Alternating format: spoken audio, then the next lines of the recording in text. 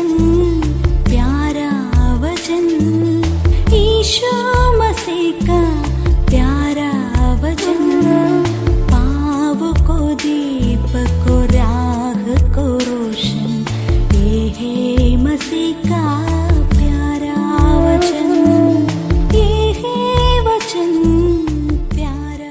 परमेश्वर के धन्य नाम की महिमा हो। प्रभात मनन के सत्र 1880 में आप सभी का बहुत ही विनम्रता के साथ स्वागत करता हूं। आइए आज का मनन के लिए हम पढ़ते हैं एक और बार इब्रानी अध्याय 6 पद 1 और 2।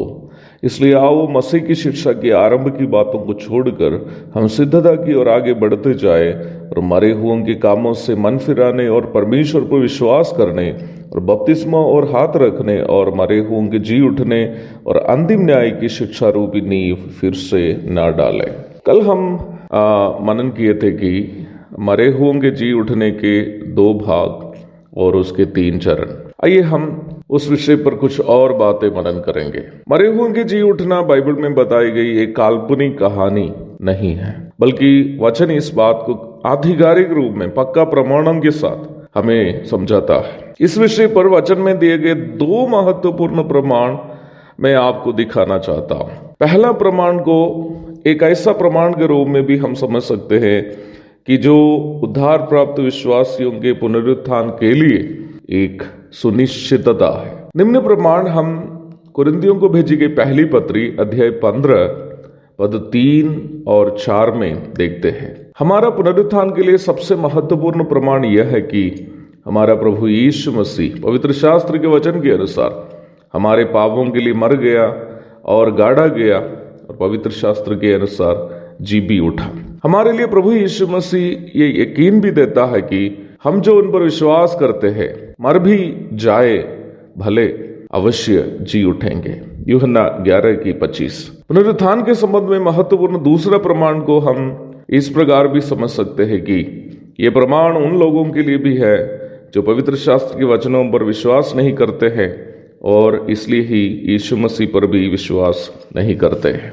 निम्न प्रमाण हम कुरिन्थियों को भेजी गई पहली पत्री अध्याय 15 36 से लेकर 42 तक के पदों में देखते हैं। निम्न भाग से 36, 37, 38 एवं 42 पदों को आपके लिए पढ़ना चाहता हूं। हे निर्बुद्धि, जो कुछ तू बोता है जब तक वह न मरे जिलाया नहीं जाता, और जो तू बोता है ये वो देह नहीं जो उत्पन्न होने वाली है, परंतु निरा दाना है, चाहे गेहूं का चाहे किसी और अनाज का। परंतु परमेश्वर अपनी इच्छा के अनुसार उसको देह देता है और हर एक बीज को उसकी विशेष देह। पद 42। मुर्दों का जी उठना भी ऐसा ही है। शरीर नाशवान दशा में बोया जाता है और अविनाशी दशा में जी उठता है। ये परमेश्वर का वचन प्रकृति से ही एक स्पष्ट उदाहरण देकर उन मूर्खों को जो मृतकों के जी उठने पर विश्वास नहीं करते हैं प्रमाण दे रहा है कि मरे हुए लोग चाहे विश्वासी या अविश्वासी को मरने के बाद अवश्य जी उठना ही है। मुझे सुनने वाले प्रिय भाई बहनों, वचन इस बात की निश्चितता हमें देता है कि एक बार मरना और तत्पश्चात परमेश्वर के सामने हिसाब देने के लिए उपस्थित हो जाना हर एक मनुष्य के लिए अवश्य निर्धारित किया गया है। इब्रानी 9:27। परंतु अब अर्थात वर्तमान संसार में जीवन बिताते वक्त जो यीशु मसीह की मृत्यु और पुनरुत्थान को अपने लिए हुई मृत्यु और पुनरुत्थान के रूप में अंगीकार करके पाप क्षमा प्राप्त करता है, उन सबको पाप के दंड से छुटकारा और परमेश्वर के साथ अनंत जीवन अवश्य यीशु मसीह से सौजन्य रूप में मिलेगा। यूहन्ना 3:16, रोमी 8:1। इसलिए मुझे सुनने वालों में कोई ऐसा भाई या बहन है, मित्र है, बंधु है, आपसे मेरा नम्र निवेदन यह है, जीवित रहते वक्त अपने पापों से पश्चाताप कीजिए और प्रभु यीशु मसीह को उद्धारकर्ता और प्रभु के रूप में स्वीकार करके पाप का दंड से हमेशा के लिए छुटकारा प्राप्त करके परमेश्वर के साथ अनंत जीवन को सौजन्य रूप में प्राप्त कीजिए।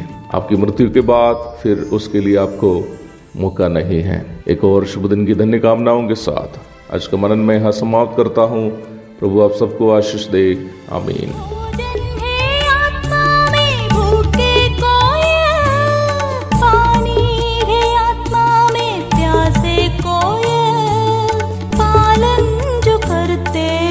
उसके लिए आशीष पाने का साधन है ये है वचन, प्यारा वचन, ईशो